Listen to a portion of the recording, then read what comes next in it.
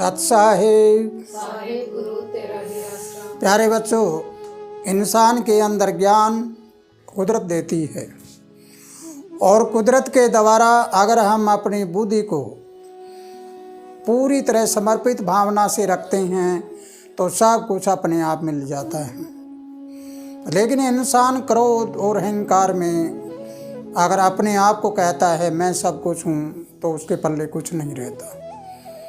लेकिन उससे बड़ा सबसे बड़ा कौन है? होनी।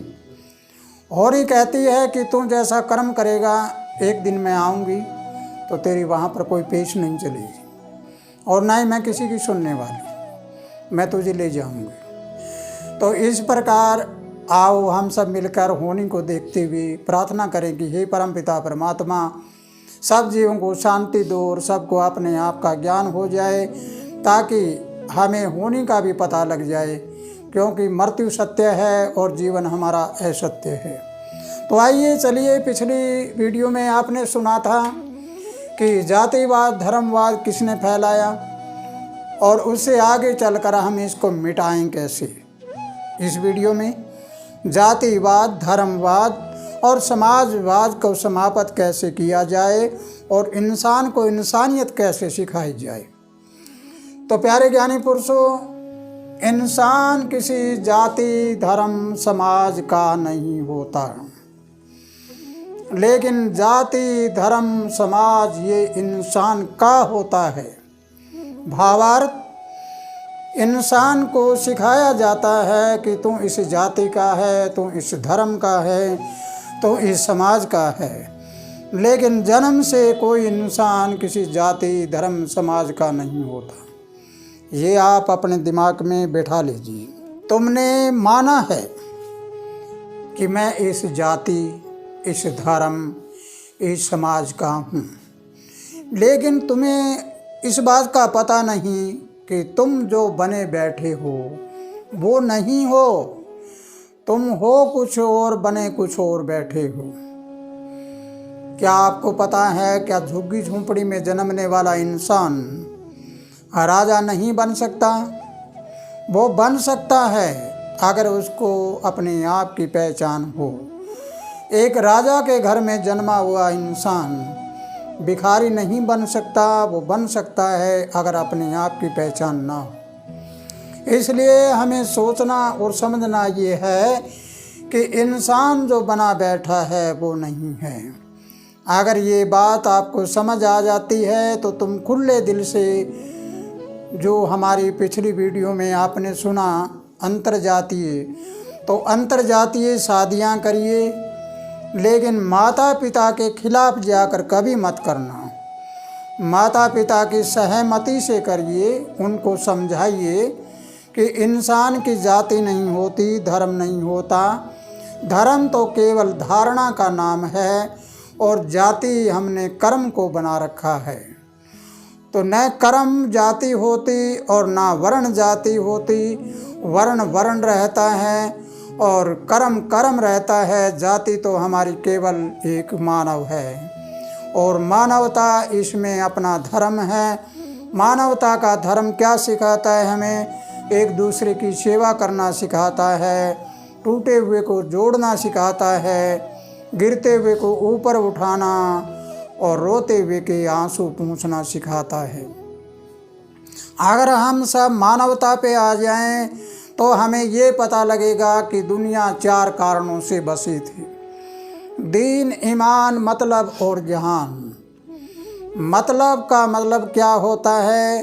उसका मतलब होता है स्वार्थ, अपना काम सिद्ध करना। और जहान का मतलब होता है संसारिक बातें। संसारिक बातों में अपना मतलब निकालना, तब तक के लिए हाँ जी कहना, तब तक के लिए चापलूसी करके और उसको गुमराह करना और अपना काम निकाल कर उसको धक्का दे देना, चलते रहना। जिस इंसान के पास मतलब और जहान है वो किसी से कोई संबंध नहीं रखता, उसका कोई नाता रिश्ता नहीं होता, उसके लिए कोई बड़ा छोटा नहीं होता, वो अपने ही मतलब निकालने के लिए चलता रहता है। दूसरा भाग होता है दीन, ईमान। दीन का मतलब होता है दया करने वाला, दयालु, और ईमान का मतलब होता है ईमानदारी। जिस इंसान में दया होगी और ईमानदारी होगी वो कभी चापलूसी नहीं करेगा।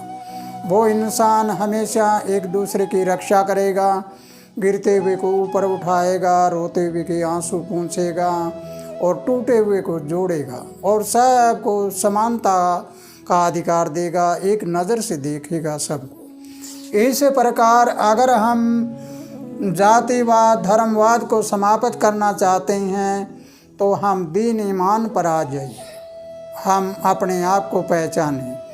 दीन और ईमान कहाँ रहते हैं? ये हमारे हृदय में रहते हैं। और मतलब और ध्यान कहाँ रहते हैं? ये हमारे केवल बुद्धि में रहते हैं। बुद्धि में रहते हैं तो ये 80% हम भूतकाल में जीवन जीते हैं और 15% जीते हैं भविष्य काल में और 5% होता है वर्तमान में।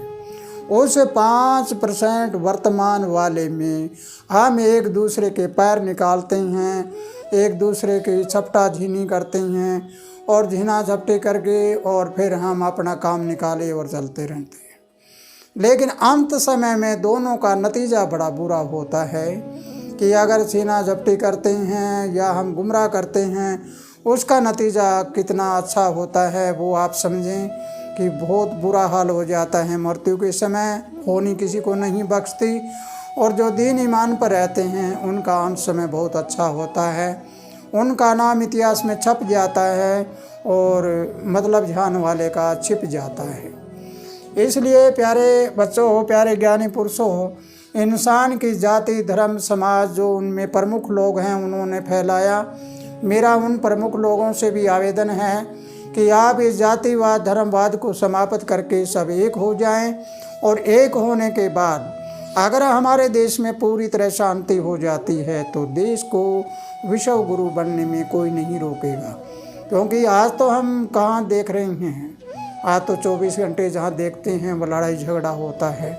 तो आइए अब हम अपने चारों वर्णों को पूरी तरह से समझें और हम अपने आप को समझ लें कि मैं कौन हूँ, कहाँ से आया और कहाँ जाना है। तो इसलिए मेरे प्यारे ज्ञानी पुरुषों, अगर मेरी ये बात आपको समझ आई है तो आपको समझना ये भी एक ज्ञान है, ये भी एक सत्संग है, क्योंकि ये आपके जीवन का उद्धार करने के लिए है। जब तक आपने अपने जीवन का निर्माण नहीं किया तो संसार में आकर कुछ नहीं किया। तुमने कोठी बनाई होगी, बंगले बनाए होंगे, बड़ी बड़ी फैक्ट्रियां लगाई होगी, बहुत से निर्माण किए होंगे, लेकिन कभी आपने नहीं सोचा होगा कि मैं अपने जीवन का निर्माण करूं। जीवन का निर्माण ही सबसे बड़ा निर्माण होता है और जीवन का निर्माण ही आपको सब कुछ सिखाता है। तो मेरे प्यारे सज्जन पुरुषों, हमारी ये तीनों वीडियो जो लगातार आपने देखी है, मेरा मतलब किसी की भावना को ठेस पहुंचाना नहीं है, मेरा मतलब किसी को तोड़ना नहीं, मेरा मतलब सिर्फ शिक्षा देना है।